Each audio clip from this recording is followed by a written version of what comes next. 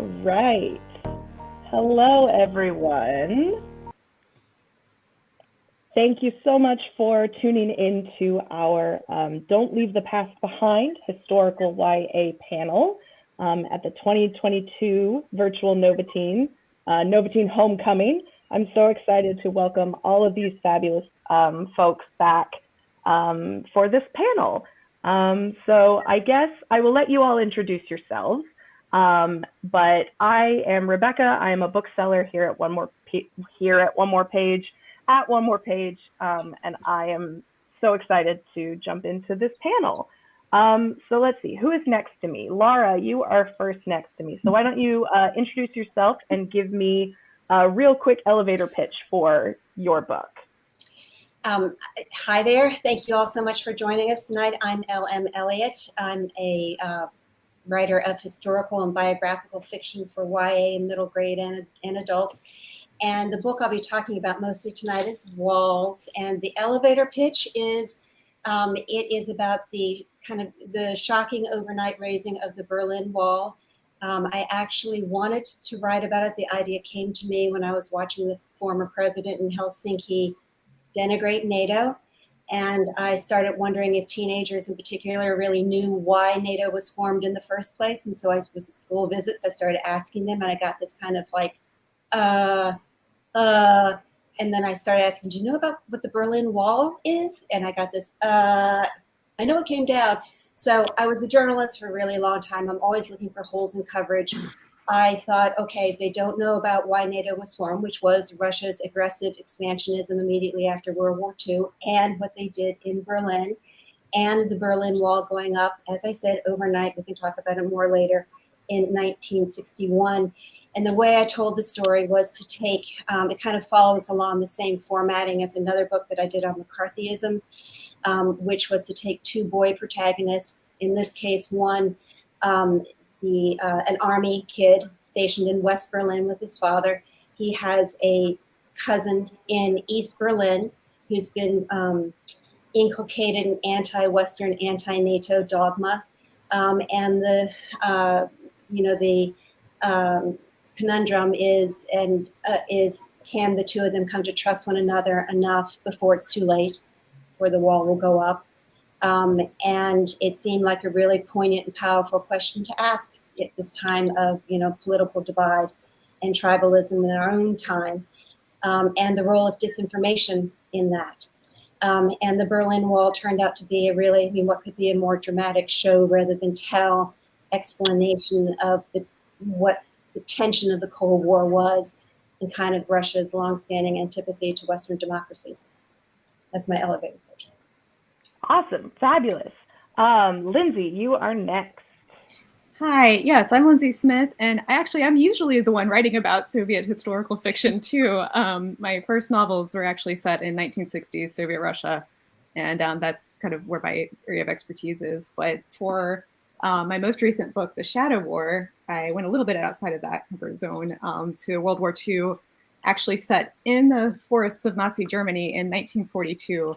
And it follows 6 teens from wildly different backgrounds who are all kind of coalescing on this one spot in the forest with very different missions, but all centered on trying to take down the Third Reich. One of them in particular is trying to do so using a dark force that he has harnessed from an alternate universe to try to destroy the Third Reich. So it is definitely a historical fantasy. But I did quite a bit of research for it, nonetheless, that I'm sure we'll talk about later that I can get into. Excellent. Ibi, why don't you go next? So I am the author of Star Child, a biographical constellation of Octavia Estelle Butler. Octavia Butler is the first Black woman science fiction pioneer, the first Black woman to be widely published within the science fiction genre. And in this book, I put her childhood within the context of the Cold War and McCarthyism and the Civil Rights Movement. And I think Octavia Butler's life is the one space in American history where the Civil Rights Movement and the space race intersect. So this is a biography in verse and in prose. So I use poems because she was such an abstract thinker. and science fiction ideas can be at times abstract. And she tried her hand at poetry when she was a child, but the first time it appears in her books is in her parable series. So I use science fiction poetry and prose, and included in the book are quotes and photographs from her childhood, including the very first novel that she wrote when she was 10 years old. So this is for middle grade readers and up. Of course, this is YA as well, and adults can read it. And I decided to make it accessible to middle grade readers simply because she wrote an entire novel at the age of 10. And the year was 1957, about 10 years after World War II, in the middle of the Red Scare and McCarthyism, and lots of science fiction movies, magazines, pulp magazines, which she first read because they were inexpensive at about 3 cents or 10 cents, and lots of radio plays that she listened to. So all of these fueled her imagination. And people like to say that Octavia Butler is some sort of soothsayer, or she foretold the future. I really don't believe that, because she was not into that sort of fantasy or ghost stories or superstitions. She was into hard science. So I'd like to say she observed the world, and the world around her was very much in chaos, like it is now. And when I first finished writing this book, I never would have thought that Russia would be, we would be talking about Russia in the same way that she was experiencing the fear of Russian invasion in the 1950s when she first started writing. So, Star Child. Yeah, as the panel moderator, I was reading these books. I'm like, man, World War II, Cold War, space race, here we are. Yeah. It's been a weird time, everybody. But moving on, Caroline, how about you next? Hi, everyone. I'm Caroline Tung, Richmond. I am here with my co-author, this way, Jessica Spotswood, to chat about our recent release, Great or Nothing. It is a co-authored retelling of Little Women set during World War II. There are actually 4 of us, along with Tess Sharp and Joy McCullough. So each of us tackled one of the March Sisters' POV. It was really fun to work on this book. It sold right at the beginning of the pandemic, I think in May, right, Jess, 2020. So it was very much our pandemic book that we got to collaborate and work on, with the 4 of us scattered around the country. And I wrote Amy. It's kind of funny I wrote Amy because growing up, I was very much Team Joe, and I did not like Amy. I thought she stole Lori from my Joe. But I feel like Amy March really deserves a second chance, and that's what I tried to portray her as in the book, as someone who is very plucky and practical, and she kind of finds her way in London, of all places, in the thick of World War II. So I'll let Jess kind of chat about her POV. Hi, I'm Jessica Spotswood, and like Caroline said, we co-wrote Great or Nothing, and my point of view, the character I wrote was Meg, who's the oldest sister. I know she is usually not the favorite choice, but I love Meg. I am the oldest of 3 sisters, and so I stand the bossy older sister. And I really identified, especially during the pandemic, with a lot of Meg's, fear and frustration and anxiety about World War II. I sort of drew on my own fear and anxiety and frustration about the pandemic to write that. She is also, in this iteration, the sister who stays home with Marmee. And after Beth's passing, she's the only sister at home while Amy has gone off to Europe. She doesn't know that Amy's in Europe. She thinks Amy's in Montreal art school because Amy is sneaky. And Joe has gone to work in an airplane factory. And so Meg is left home alone with Marmee, teaching high school, running the Junior Red Cross at her school, and missing John Brooke, her beau, and grieving for Beth. So that was really, yeah, it was really exciting to write these characters that I've loved since second or third grade when I first read Little Women. Awesome. Thank you all so much for introducing yourselves and your fabulous books. I'm going to jump into my questions. All of you at home, if you have any questions for any of our authors, feel free to drop your comments or your questions in the comments. And myself or my coworker Amber, who is behind the scenes here, will grab them and we will ask them towards the end. So first of my questions is a question for everybody. And all of you have written historical books and stories for young adult and middle grade before, ranging from 15th century Renaissance Italy right up to 1980s New York City. And I am wondering, what was it about either historical fiction or historical figures from the past that attracted you as a writer? Are we doing the same lineup? We can, if that might be easier on a virtual setting. So why don't we do that? So Laura, yeah, you can start us off. I'm going to date myself by saying I feel like we're the Brady Bunch here, the way it was. I had said before, I had actually been a magazine journalist for 20 years before I became a writer of historical fiction. And so I like to call myself an accidental novelist. And it's because the way that I got into them, I've always been a history lover. I think, and I'm sure my authors, the other authors here who research things so carefully, beautifully, meticulously would say the same kind of thing. In many ways, it really replicates a well-researched, well-reported, magazine piece doing a novel, because for historical fiction, because you're doing so much research to learn what to write. But I ended up writing historical fiction because I wrote a story for the Washingtonian magazine about my dad's homecoming from World War II, because I had been assigned the dreaded holiday story. And I say dreaded because finding something that's not cliched is nearly impossible, but this kind of almost mythical story about my dad. And it's such a World War II story. And those of you who have written World War II will know you can't write a good World War II novel that's interesting. You shouldn't be a writer because the anecdotes are so extraordinary. My dad's was that he had been, he was a pilot. He was lost behind lines for months. His family thought he was dead. And he literally showed up in the family driveway unannounced 5 days before Christmas 1944.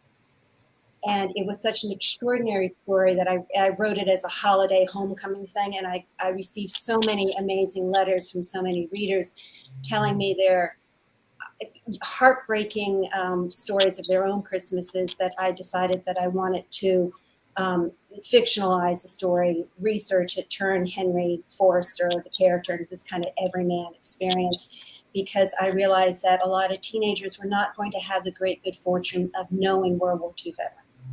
And that's how I kind of ended up becoming a historical fiction writer. And I've loved it. I've been here now for 20 years and I've done 14 books now. So I'm very happy and very lucky to have made that segue.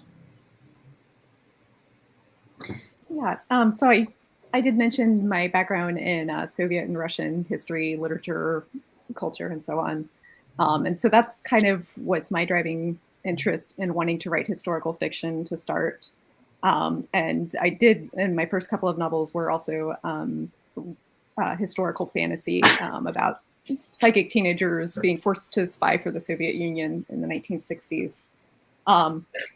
But to me, historical fiction, it's such a good, much like a fantasy setting, you can use it to kind of frame things that are still very modern and help us kind of put thoughts into perspective and themes into perspective.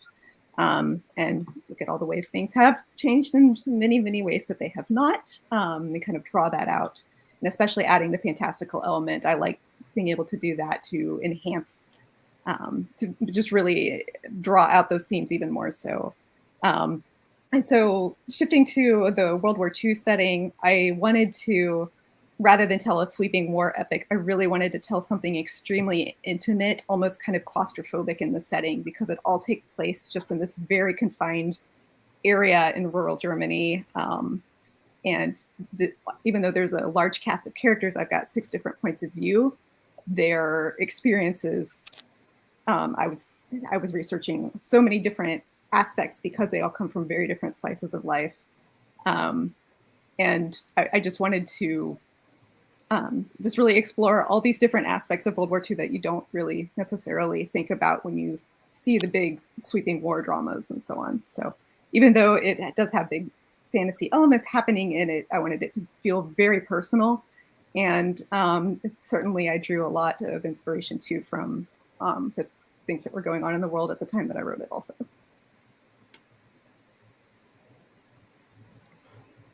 For me, the first genre that I really wanted to be published in, and which is my favorite genre, is science fiction. And I know that science fiction is not having a moment right now. Are we the same person? Because that's my favorite genre. And yes, I've been waiting for so long for it to. Yeah, I'm waiting. Because I grew up in the 80s and sci-fi was a thing. I remember V coming on TV. Star Trek, Star Wars, even The Twilight Zone were all some of my favorite shows. And 20 years ago, my first novel was science fiction and dystopian before dystopian was a thing. So my middle grade, My Life as an Ice Cream Sandwich, is about a sci-fi loving girl in the 1980s. And of course, I am and was always a fan of Octavia Butler's books. They are not fantasy, and she's been interviewed and has said publicly that she does not write fantasy. She writes science fiction. Even her Kindred, the novel where a woman travels back in time, mysteriously, it's not explained scientifically, but she defines it as science fiction. I love science fiction. However, it requires a lot of brain space to write a science fiction novel. So I like to explore science fiction within a historical context when it was actually a thing, which is why my middle grade is set in the 80s. And I try to explain the convergence between science fiction and early hip hop, how they both kind of sounded the same, and early hip hop pioneers being readers of comic books and lovers of science fiction as well, and how that was infused into their music. Of course, I have not had a chance to. I have not published a science fiction novel. And this is where I put in magical realism, where things have supernatural things happen in my upcoming novels, or in my past novel, like American Street, where it can't be scientifically explained. So I hope to be able to publish science fiction, and if it's in a future setting, it has to be dystopian. There is like it's doom or gloom. And I actually love space operas. One of my favorite novels is The Left Hand of Darkness by Ursula Le Guin, and of course, it's set in 1960s. And if I'm going to write something within that space, I feel like it is sort of nostalgic. In Star Child, there is some photographs of the first magazines that were published started publishing in the 1930s, and they reached their peak in the 1950s. So we call them pulp fiction because they were made from wood pulp, these sorts of magazines, and this is what they looked like. Martian invasions, alien invasions, all of these ideas I love to explore, but because they're not very popular right now, they're not trendy right now, exploring it means I have to, delve into them within a historical context.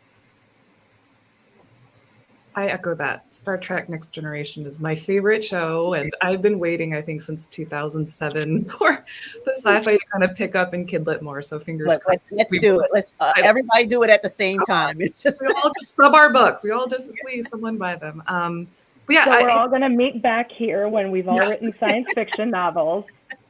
We did it. But yeah, historical fiction is a very close love of mine as well. I just love I love, learning about people through history, real people, and connecting with them. Like, even though they wore different clothes and the world they lived in looked very different from mine, like they were human beings and they had the same emotions that we do today. So I loved that element of storytelling in historical fiction. And I do marry my love of sci-fi with it too in my previous books in alternate history. So I found ways to kind of sneak that in. But obviously Great or Nothing does not have sci-fi elements in it. But it delves into my love of research. I know that kind of sounds boring, but there's something very invigorating about learning something that a lot of other people don't know about and feeling like you found this, you found this cast of characters that you want to shine a light on. And for Great or Nothing, I discovered the donut dollies in World War II. They were Red Cross volunteers. They drove club mobiles, which were these like big converted trucks, sometimes buses, that were stocked with things to make coffee and donuts for the troops. And so they basically followed the troops through the Western Front to kind of give them a taste of home, kind of lift their spirits. And even though most of my books so far have revolved around World War II in some way, I had never heard about them. And so it was just fascinating to delve into this side of history that I had never heard about, that I feel like a lot of folks, even though World War II history is so popular, I've never really seen them depicted in movies or TV shows. I loved finding old photographs of them, like next to the clubmobiles, which were notorious for breaking down in the English muddy countryside. So that's fun. I think all of us have those moments of finding that little kernel of the fact that you're like, I have to find a way to put this in the story, even though I don't know where it's going to go in, but trying to like shoehorn these little bits of history into our historical fiction is just why would we do what we do? So for me, I grew up right outside of Gettysburg, pivotal Civil War battle site. And my dad was a big history buff. He had a study full of historical fiction and just like these giant biography like tomes. But they were all about white men. And I was not that interested in them. And so I think one of the things that's most interesting to me about historical fiction is where you can find, the stories that I hope it's slowly getting a little bit better now. But, even growing up in school, primarily what we learned was the history of white men. And so with my anthologies that I edited and organized, A Tyranny of Petticoats, 15 stories of belles, bank robbers, and other badass girls, and its sequel, The Radical Element, and now with Great or Nothing. I guess I've just been trying in a small way to tell stories about people who are not white men in history. And like in our version of Great or Nothing, Joe is queer. And Fall, meets a girl reporter who she finds that she has a lot in common with. And so, yeah, I think finding some of those stories that honor the, fantastic contributions of, people of color and neurodivergent people and queer people and just women is one of the really wonderful things about historical fiction to me. I just find that I'm, as I'm researching, I'm learning so much that I was never taught in school. And I don't know, I just love that. Yeah, those are all fabulous answers. And we've touched a little bit on my next question, which is the inevitable historical fiction research question. But I wanted to tweak it just a little bit and ask you all, do your stories or characters or emotional arcs come first for your books, and then the research helps fill in the gaps from there? Or do you do all of your historical research first and then let that inspire the story or the characters? Okay, I'll go first again. Yeah, we can, why mess up a good thing? We can keep going in the order. I'll use walls as an example, but first I just want to corroborate, everybody's talking about the joy of research and the fact of learning everything. It's so much fun. And please, I want to give a shout out to Rebecca on this one thing. Please go and see the Boozy Booksellers time that we did Hamilton and Peggy, which is one of my biographical books, because it speaks very much to research, which was I built that entire thing on Peggy Schuyler, who turned out, you guys, to be this extraordinary, bodacious, wicked wit, feminist, completely on her own, very much on the level of Angelica. Nobody knew about her. And the way I found out where she was and who she knew and what she saw was because Hamilton started dropping gossip about her in his love letters to Eliza. I could actually follow from those letters, and they were so wonderful. You can find them on my website. They are so over the top, so angsty, so overly poetic, so vulnerable that we did this wonderful, they came up with Lily and Rebecca, this drinking game, and I brought George Washington's punch for these wonderful letters and everything that we found in them. So that's a long way of saying that I do all my research first. I may have a concept, like with walls, I wanted to write about the Berlin Wall. What I was going to do about that, because I knew it could really show rather than tell what the Cold War was really about and how scary it really was and how a big, immense presence Soviet Russia and Russia are. So I had that concept. So then doing all the research, and I'll just tell you a couple quick little research things that I went, oh my God. One, which was that it actually did go up overnight. They had planned it so meticulously. They ironically named it Operation Rose, the Soviets and the East Germans, because of the barbs of the barbed wire. They literally had such a careful time tick and everything planned out so well that they started at 12:15 at night and unfurled 27 miles worth of barbed wire before dawn, when the East Germans woke up entrapped. I found a footnote. Jessica and I always love these footnotes, which talked about the fact, and it was just it was in a guide to incoming military families. So, hey, you might want to go see the Brandenburg Gate. And there was a footnote, though, that said, do be careful about where you go, because by 1959, there had been 255 kidnappings and 342 attempted kidnappings of American personnel and their families. And I said, what? Which led me to do more research and to find these Berlin brats who were teenagers in Berlin, military families during that time. And one of them, for instance, said, oh, yeah, the KGB was walking around on post all the time and trying to recruit our dads to turn them. So those kinds of little tiny kernels, then then there's my big plot twist, right? I have to have somebody try to coerce. There's all this espionage. I have to have somebody try to coerce my military dad, and what's that going to do to the East Berlin kid?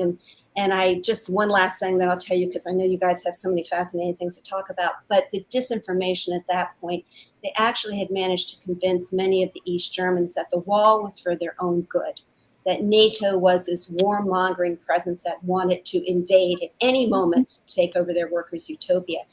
Also, it was a horrible, degenerative, it was going to poison young minds. Elvis Presley was akin to the devil.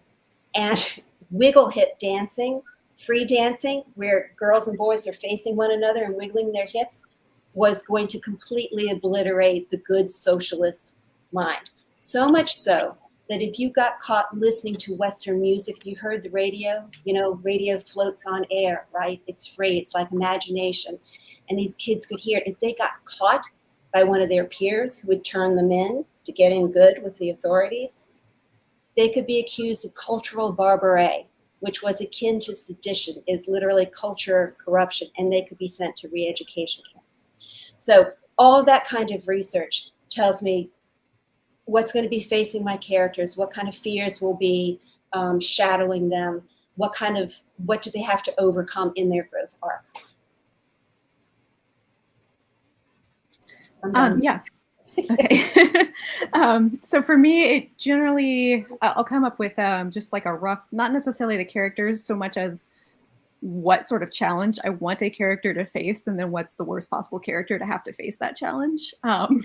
So for the Shadow War, the challenging character I came up with was just how far would someone be willing to sacrifice their own morals and drive and convictions in order to do something bigger than themselves, and what's the danger in that. And so the main character, who's at least the character who's most driving the plot in the Shadow War, he's a kind of almost a super genius astrophysicist. He went to Princeton at 15 years old, and he already has his bachelor's in astrophysics, is studying under Einstein at Princeton University, when he decides he is going to, on his own volition, go to Germany and try to use this these bizarre alternate universe powers that he's able to envision and glimpse at to try to stop the war. And so the question for him becomes, you know, how much damage is he really capable of doing, and how much is he willing to sacrifice of his own drive and volition to do that? So that was the impetus for it. And then I ended up crafting a number of other characters, obviously, around that as well, to aid him / hinder him in his goals. But the research definitely is something I do alongside the first draft, though I do considerable amounts of rewrites after that. But this was a book where I really got to make full advantage of living in DC and all the resources we have available here for research. And I could not have written this book during the pandemic. So I'm grateful that I did it when I did. But I was able to do everything from go to the National Cryptography Museum at Fort Meade to look at Enigma machines and a bunch of other cryptographic equipment there. I was able to go to the United States Holocaust Memorial Museum and look at their archives and do research there. And then I actually wrote a decent portion of the book at the Library of Congress, in the big Jefferson room, where you're sitting in this incredibly intimidating big rotunda, and it's all very formal and fancy. But you just, like, on your computer, you input what book you want them to bring, and someone comes around with this big cart and hands you this incredibly fragile, very fancy book that doesn't exist anywhere else in the world, and it's really intimidating. But I was able to research everything from memoirs from queer persons who had been imprisoned in Nazi concentration camps, to there was this big photographic book that a big portion of the story takes place at this now defunct Castle Babelsberg in Germany. And there was a big photographic book that American soldiers had taken while they were at that castle at the end of World War II, documenting all these bizarre chambers that the Nazis had built, and this town around it and what everything looked like, just down to this wonderfully minute detail. So having that sort of resource available was wonderful. And then just quite a bit of other research that I did as well. One of the characters, he's from Tulsa, Oklahoma, which is actually my hometown, but which was also home to what's known as Greenwood, Black Wall Street. And so his backstory is that his family were wealthy stockbrokers from Greenwood. And so I was able to contact my University of Tulsa, and draw on their recollections, as well, to look at newspaper clippings from the time and do other research that way as well. So, Lindsay, when you were describing going to the that Library of Congress, Octavia Butler has all her papers. She documented everything. Like I had mentioned, she wrote her novel. And when I say novel, it was loose leaf paper, taped together, handwritten with a pencil. And it was, I saw the whole thing. I think it was about 50 loose leaf papers, written front and back. And there were illustrations as well. Oh, how cool. All of this, she wrote everything down. And of course, she was writing before the time of the internet, and writing on typewriter. I saw documentation of her learning to practice typewriting. Wow. And this is something that young people don't know. Oh, how cool. I know in middle school, I had to take shop class, and it was typewriting. And I know how to do all the, I know how to do it properly and not like this. You learn to do the tab with both your thumbs. So she was learning how to type, and you could see spots where she took it out and the white out, and she would repeat the same thing. So I was able to see all of that. And she has about 100 boxes. When I say boxes, probably the same things that you went through in the library. In the boxes are different folders, and they are cataloged. And we had to go through a computer. I had to go through a computer and just randomly pick boxes because I didn't know what I was looking for. And they were not necessarily, I think they were organized by time, but I just didn't know what I could find. And I actually did not find her novel. It was someone else doing research on her who had the novel. And I don't think I would have ever gotten to it because I was like looking at papers in the later years of her life. And I was just immersed in what her journal entries were saying, that I would have been there forever. So there is the aspect of getting lost in the research. And I could not use 98% of what I found in a biography for young readers. But what I did find is notes to a teacher asking about the writing workshop, which I found very important. I saw her report card where the teacher was commenting on her being a daydreamer and being slow and not paying attention in class. So she did not get good grades. Her earlier writing, of course, and the fact that she wrote to herself that she was going to be a bestseller. And most people think that this is her way of claiming it. But actually, within the context of her other journal entries, this was her way of infusing some self-esteem into her subconscious, maybe, because she was filled with a lot of doubt. She didn't think she could make it as a writer. So because she didn't think she could make it as a writer, she wrote, maybe it was several pages of writing the same thing over and over again. I will be a New York Times bestseller. I will make $100,000 by this time. And this was just a way of reaffirming why she's doing what she's doing. And she started doing that as young as 10, making lists and documenting the time that she spent writing and how much she would get paid per word. And this was during the time when you would submit short stories to magazines and they would pay you per word. And then she did it to mathematically worked it out on the page, and I was able to see that. But I was so immersed in her internal life through those journals that I had to finish really quickly. But I'll share a little bit of, and this is just a good piece of documentation for anyone who is interested in someone's early life and how they stuck to it over the years. So this is a page from 1963 that the notebook was intact. And unfortunately now, if we're all working on the computer, we don't have we don't have paper documentation. And I think that is such a loss. I think it is so great when we're able to find the paper trail of a writer of how they became a writer. So that was just the best part about doing this research was that. And when I sold the book in 2015. It was supposed to be a picture book because I didn't have a lot of information out there about her. And in the process after her death, it was already in place that some people were cataloging her papers to put into the archive. And Huntington Library became the holder of her archive a couple of years, maybe a year after I sold the book. And I was like, oh God, this is amazing. But overall, there were papers of her documenting her writing journey. That's so cool. For Amy's POV in Greater Nothing, I actually had to figure out her character arc first.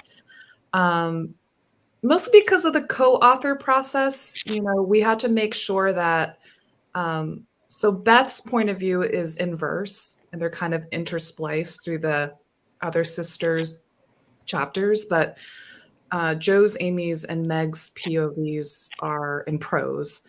And we had to kind of each have around the same amount of chapters, so we could, take turns telling the story through each sister's perspective. So, I couldn't write 20 chapters of Amy and everyone else had like 10. So I had to first figure out like, what's the journey I'm taking her on across 10 chapters. So I did a synopsis of the 10 chapters. And then when I started writing, I had to start also doing more research, filling in the details, like what did London look like when Amy arrived? How did she arrive in London? You couldn't hop on a Boeing jet like you do today. She had to travel by boat. So I did a lot of, looking into old photographs, reading firsthand accounts of the Clubmobile girls. I loved listening to some of the songs that she would be hearing at, a dance, at a party. At one point, I think the four of us had to talk about like, oh, are we using this composer too much? Are we referencing some of the cultural touch points a little, like let's diversify those if we could. The names also, it's always so fun, but we ended up using like quite a few of the similar 1940s names for side characters. So, I mean, it depends book to book. Usually I like to feel a stronger grounding in the world before I dive in. But with the co-authored nature of this project, I really wanted to get that arc settled first and then kind of backfill the historical research. Yeah, for me with Meg, I researched a lot as I went. Her story takes place on the home front, and so it was a lot of stopping to see what would a Red Cross blood drive look like. What other kinds of junior Red Cross activities would she be leading, like sewing comfort kits for soldiers at Christmas time. If she goes on a date, where would she go? Which is how I ended up including the horrible fire at the Coconut Grove nightclub in Boston. And because Meg is a bit of a clothes horse, I did a lot of research into the fashion of the time. Specifically, she has this friend who's kind of a mean girl, rich friend, Sally Gardner. And so how do you show the difference between the clothes that Meg would wear to go out, which she may have sewn herself, versus the clothes that Sally's bought off the rack, that she likes to, brag about in front of Meg. So those sorts of things. One of the fun ways of looking into some of those little details that I mentioned at our launch event last week was that I bought off eBay for like $65 a magazine.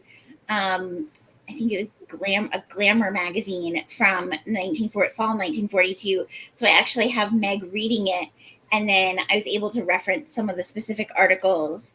And one of the best parts of it was getting to look at all the ads, because I was thinking, what would she be getting what would she send Amy for Christmas as a Christmas gift? So I was able to look at some of the like Christmas gift advertisements throughout the Glamour magazine from that actual time period. And that was really fun.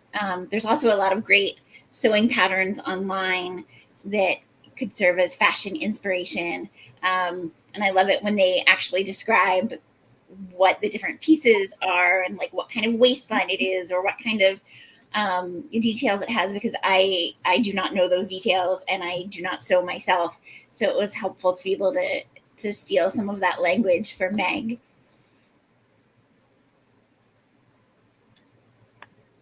That's awesome. Sorry, I lost my mute button for a hot second. And while we are on the topic of Great or Nothing, Caroline and Jessica, I feel like most of the time with a new adaptation of a classic novel like Little Women, the story is often transposed into a contemporary setting or a modern setting. And it's less often that you see it moved into another historical period. So I wanted to ask you both, what moving Little Women from the American Civil War to World War II allow you to explore or change with your adaptation? And to tack on, Joanna Harris in the comments asked how you decided who would write which sibling? Who would write which March sister in Little Women? I can talk a little bit about the inception of the book, does that work, Caroline? Yeah. So back in like 2014 or 2014, after I'd finished my trilogy, the Keho Witch Chronicles, I was thinking about a next project, and I actually had recently reread a bunch of my childhood favorites, including Little Women, and I thought about rewriting Little Women set in World War II with Jo being queer and working in a factory, and Amy, in my original idea, was a nurse in Europe during World War II who would like dramatically tend to a wounded Laurie. And I didn't have as much clarity on Meg or Beth and their journeys. But so I had this idea, and then I was completely daunted by the research, and I set it aside until, I guess, fall 2019, when someone, and I don't even remember who, tweeted something about, what project would you tackle if you could write anything? And I said, this World War II retelling of Little Women. But I'm so daunted by the amount of research I would need to do all 4 points of view and have them be in different places.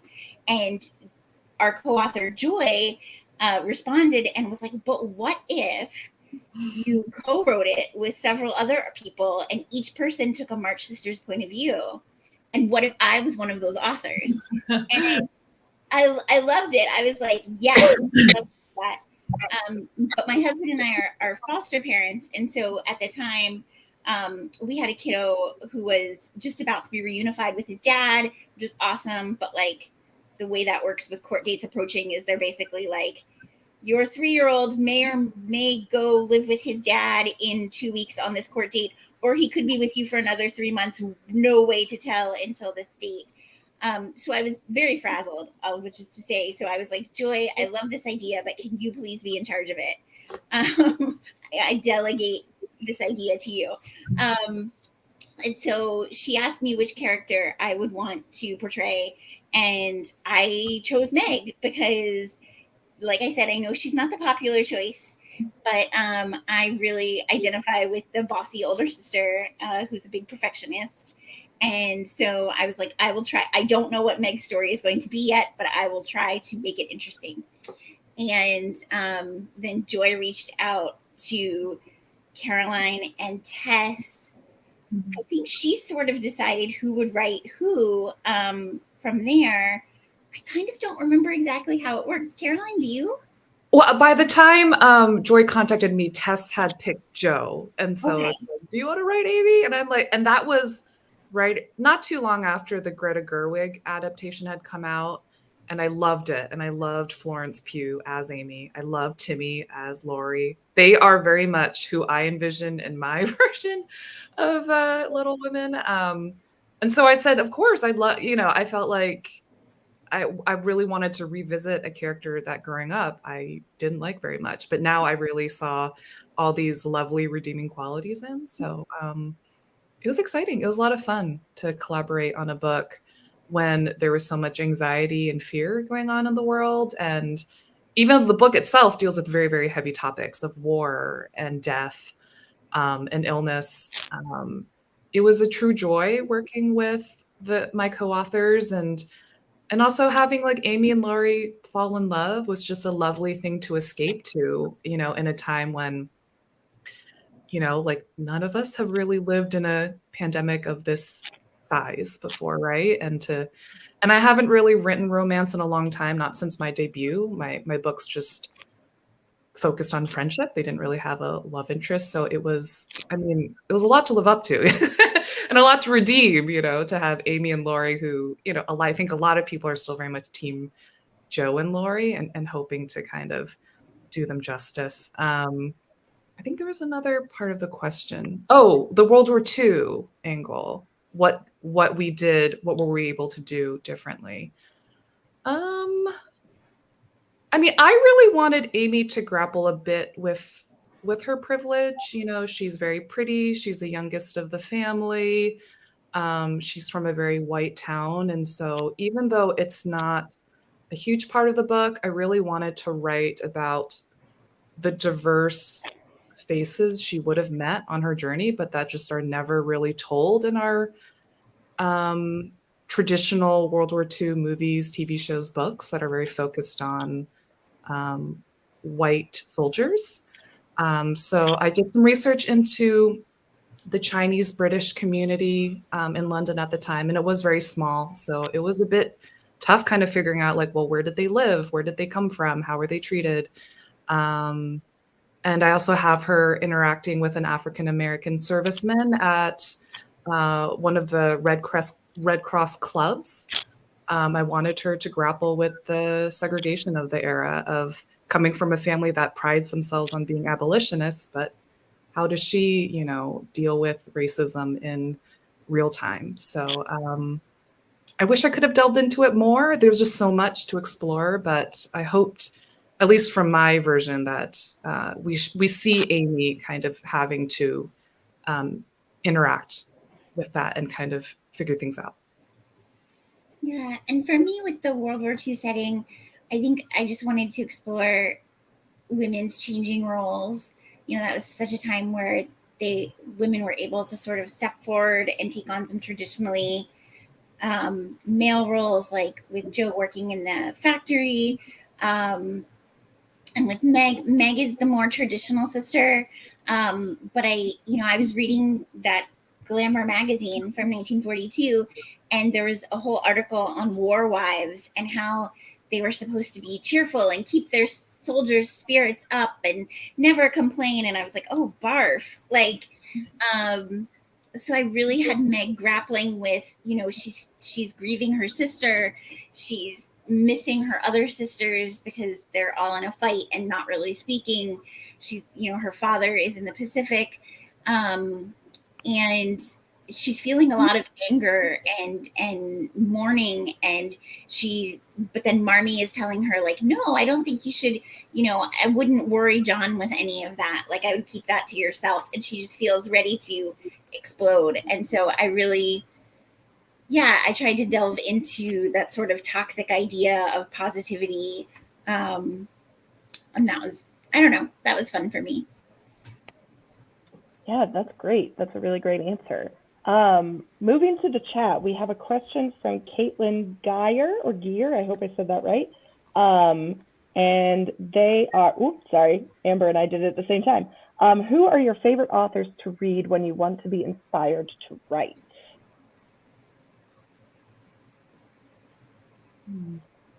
Are we doing this thing again? Yeah, I feel like that works. Oftentimes I will read writers that have explored the same time period. I really love Susan Vreeland. If you know her, she she was a teacher for years and years and years before she then wrote some beautiful books about pieces of art and women artists. You may know her as the author of Artemisia.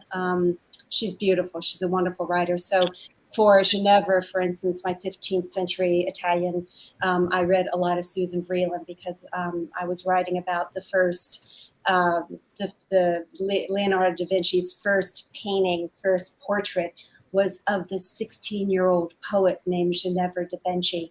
And the only remaining line of her poetry is, I beg your pardon, I am a mountain tiger. So you really want to write about her. So I read a lot about read Susan Vreeland. And actually, if I were going to be doing, I just finished, I'm sorry to do a shameless thing here. I do have another book coming out in 2 weeks, Louisa June and the Nazis and the Waves, which is home front about U-boats attacks on the East Coast.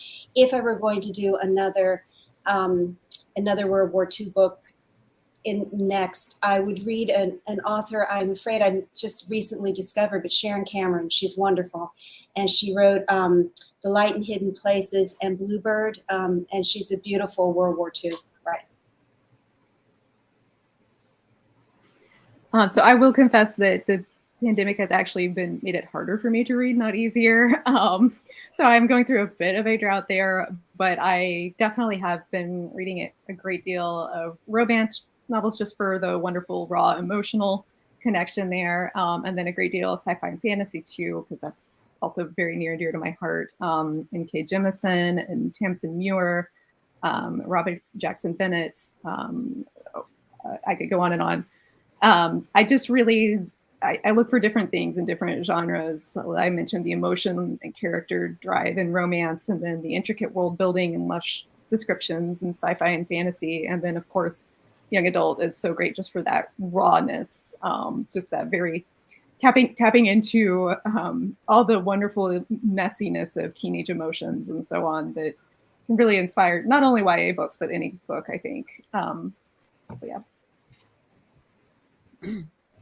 I did have some specific books in mind. I read a specific author and a specific type of book when I'm trying to do something similar. For Star Child, because I'm using unconventional ways to tell a biography. I was inspired by other poets and biographers as well, or biographies in verse. And one of the first one I came across was Your Own Sylvia. The name of the author escapes me, but I think it was a Prince honor one year. And it's a biography in verse, a life portrait, a portrait of Sylvia Plath, told through poetry. And that's where I got the idea of telling a biography in poems. Carver, A Life in Poems by Marilyn Nelson was another inspiration.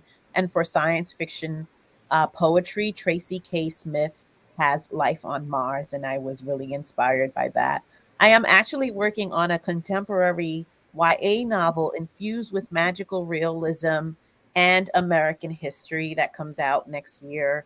So it's framed within the US Constitution, and my character is writing her own constitution, but in the process, she's discovering the history of Black and Indigenous girls and their connection to the founding fathers, their troubling connection to the founding fathers. And that was a discovery for me.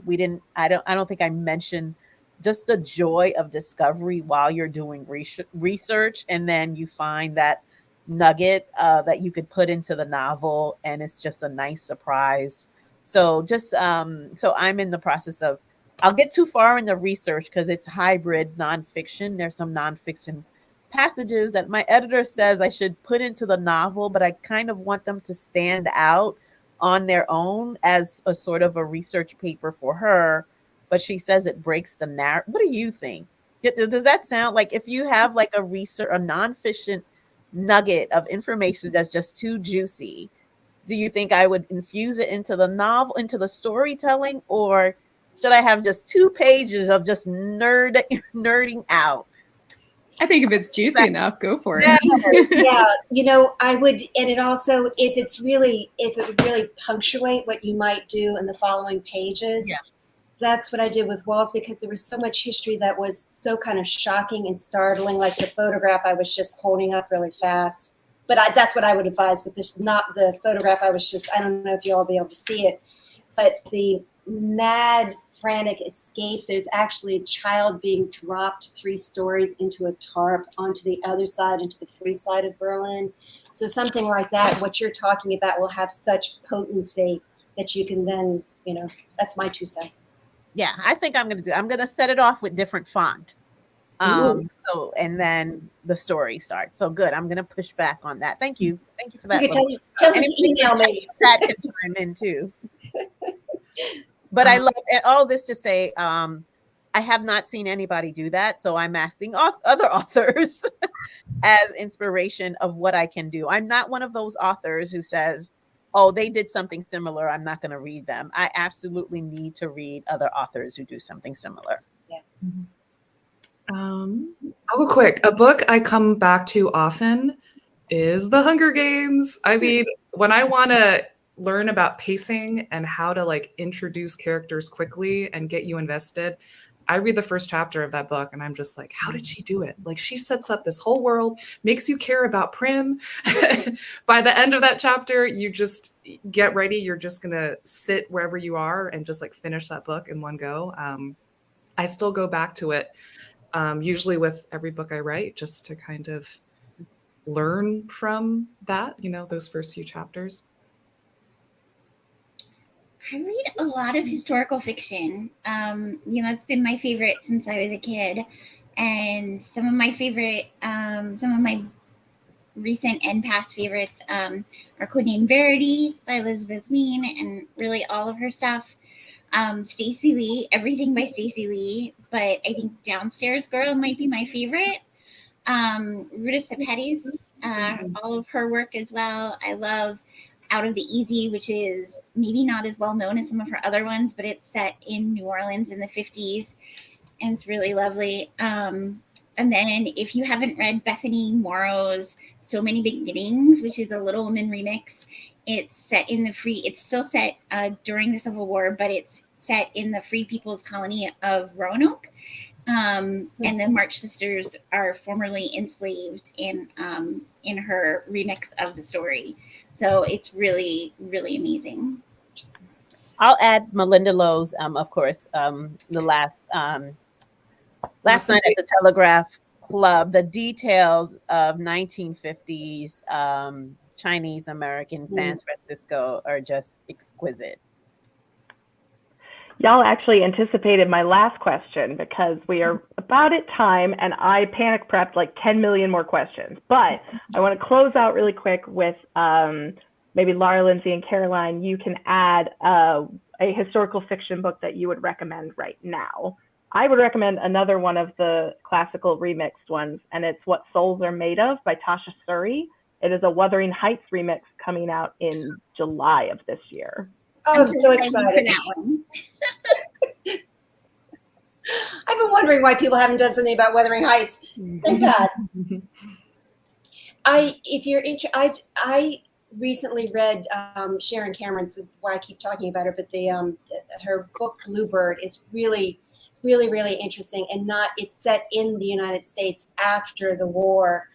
There's a tragedy to the main character, but she discovered a little talked about group of people who were trying to help refugees coming from war-torn Europe.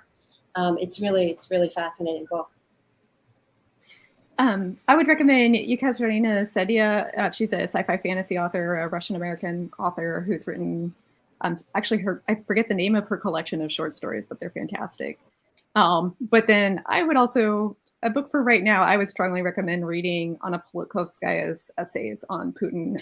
She was a Russian journalist who was very tragically killed under mysterious circumstances after publishing this collection of essays, but she did quite a few exposés into the early 2000s, Russia's war against Chechnya, and then Putin's other unsavory business dealings. And she was just a fantastic writer in general, but then also her insights and just the vulnerability and emotion that she managed to infuse her work with while still making it just incredibly well-researched and powerful was phenomenal. I would recommend my 2019 favorite book of that year, which was The Downstairs Girl by Stacey Lee, like just mentioned.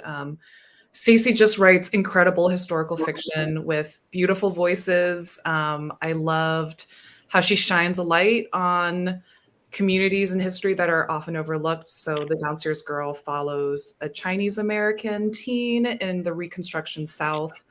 There was, Chinese communities that were brought in to, in a lot of ways, build railroads, that sort of thing. So, and then the main character ends up writing this advice column of all things. And it's just the voice is a lot of fun, and you get to learn about what life was like in the Reconstruction South. And it was just, it leaves an impression. Her books are just really beautifully done. Awesome. Fabulous. So that is, alas, all we have time for today. Thank you all so much for being here with me today. Thank you all at home for watching us on our virtual NoVa Teen panel. And let's see, what does Amber want me to talk about? We have an upcoming event with Ibi Zoboi and Nick Stone. I will drop the link to that in the comments. We also dropped some links to previous events that we have done with these fabulous authors. And if you would like to order their fabulous books with signed book plates, we also dropped that link in the comments as well. So yeah, thank you all so very much. And I hope you have a wonderful rest of your evening. Thank you for having us. Thank you. It was fun. Love to meet you all. Yeah, take care. Good luck with everything.